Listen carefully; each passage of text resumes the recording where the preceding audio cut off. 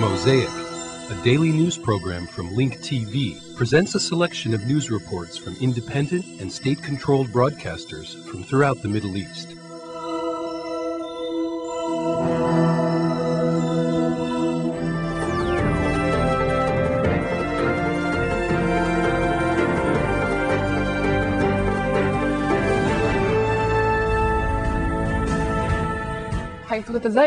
There are fears that the security breakdown may transform into sectarian conflict as the Iraqi elections near.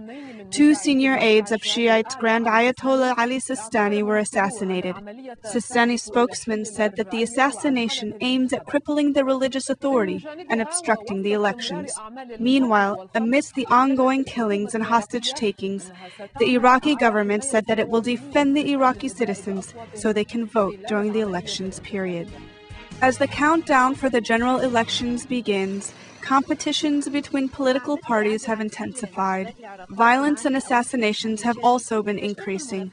The National Covenant Movement, which is an ally to Prime Minister Iyad Allawi, submitted a complaint against its competitor, the United Iraqi Coalition. It is accused of violating Iraqi election laws by making it appear as if voting for the coalition is what the Shiite Grand Ayatollah Ali Sistani wants. Ali Sistani, one of the biggest supporters of the elections, lost 2 of his senior aides who were assassinated by unknown individuals. Sheikh Mohammed al-Maidani, his son, and 4 of his bodyguards were killed in the Islamic city. The other aide was found dead in al-Najaf city. This happened at a time when Iraqis are worried that a civil sectarian war may erupt before the elections. Ali Sistani called on people to control themselves and warned against retaliations that may destroy the country. The Shiite religious group think that they are responsible for writing the constitution, establishing a constitutional state, and organizing the distribution of authority between all Iraqis. We think that this event is not linked to the elections, to the contrary. This is not the first time Shiite candidates are assassinated.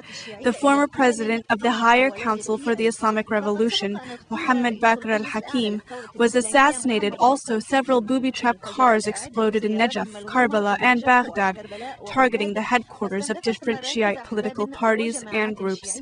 The Iraqi government, which announced that it has arrested a Saudi citizen suspected of having links with Abu Musab al-Zarqawi, confirmed that it will not spare any effort to protect the Iraqis and secure the elections process. I would like to tell all Iraqi people that we will protect any citizen who wants to serve his country by voting.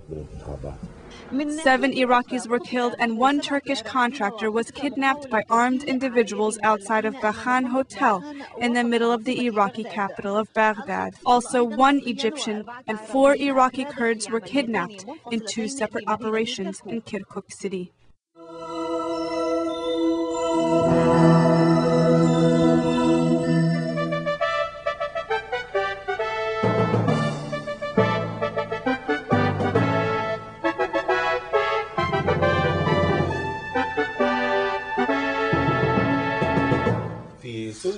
In Syria, Luis Martinez, the president of the out-of-country voting program, said that the program will be implemented experimentally to allow 800 Iraqis living in Damascus to vote, as well as registering all the Iraqi voters who want to vote outside of Iraq for the Iraqi National Assembly on January 30th.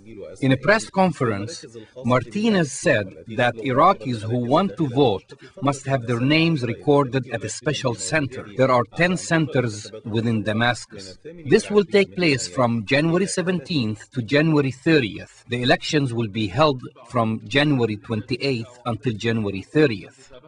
It is the first free election to take place in Iraq after the fall of Saddam Hussein's regime in April 2003.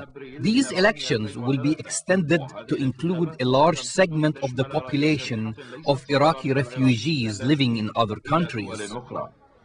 Just as well is to thank the Syrian authorities.